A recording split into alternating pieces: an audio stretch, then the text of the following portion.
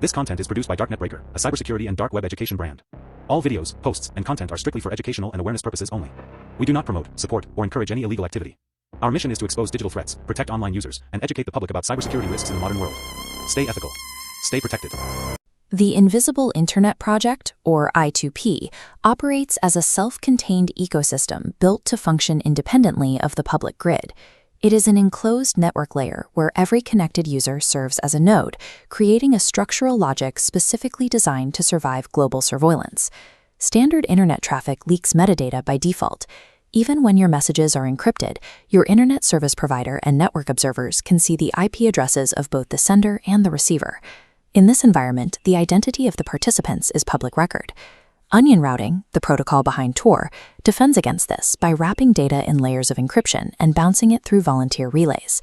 This hides the payload, but because Tor is optimized to act as a proxy for the surface web, it remains vulnerable to specific footprint analysis. If an adversary monitors both the entry and exit points of an anonymity network, they can track data flows by matching the timing and volume of packets. When a 5 megabyte file enters the network and a 5 megabyte file exits a few seconds later, the observer can link the two endpoints. I2P was built as a self-organizing peer-to-peer network to neutralize this visibility. It does not prioritize high-speed access to the normal web. Instead, it creates a private environment where traffic is scattered to prevent third parties from intercepting or identifying the stream. Surviving this kind of surveillance requires more than encryption. It requires a physical separation of communication pathways, breaking the predictive patterns an observer uses to link a sender to a receiver. Tor builds its paths using bidirectional circuits. When you request data from a hidden service, your outgoing request and the server's incoming response share the exact same 3-hop path through the network. This shared path is a vulnerability for anyone monitoring intermediate nodes. Because traffic flows back and forth over the same circuit, an observer can analyze the timing of requests and responses to correlate the two participants. I2P addresses this vulnerability through the use of unidirectional tunnels. This diagram illustrates I2P's traffic flow. The orange dashed line shows Alice's outbound tunnel.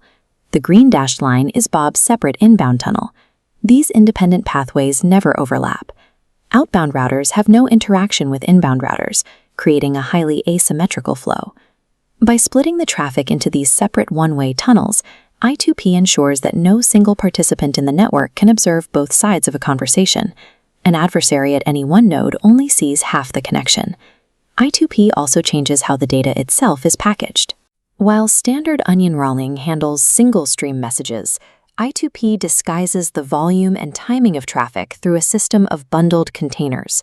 This is garlic routing, I2P's core transport protocol. It takes the layered encryption of an onion and extends it by bundling multiple discrete messages together. Alice's router wraps multiple messages, cloves, into a single encrypted garlic bulb forwarded to router Z. The lock icons represent layered encryption, blinding intermediary nodes. Router Z sees only outer instructions, unable to determine the payload's contents, clove count, or destinations. This works alongside a packet-switched network architecture.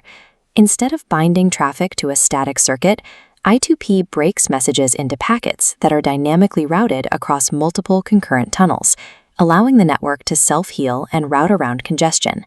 Bundling these discrete clothes and scattering packets across shifting nodes creates a highly dense fog of cover traffic.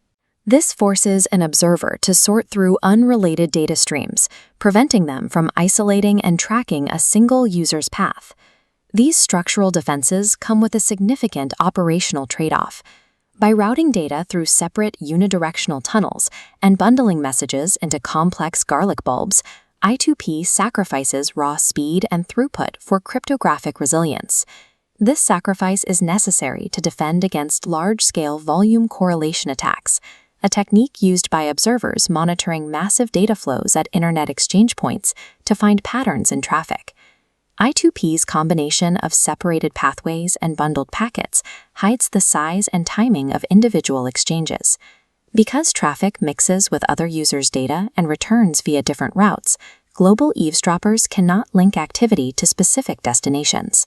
In high-threat environments, anonymity is a matter of structural design. By obscuring metadata and separating traffic flows, I2P provides a rigorous defense for those operating in a world of constant surveillance.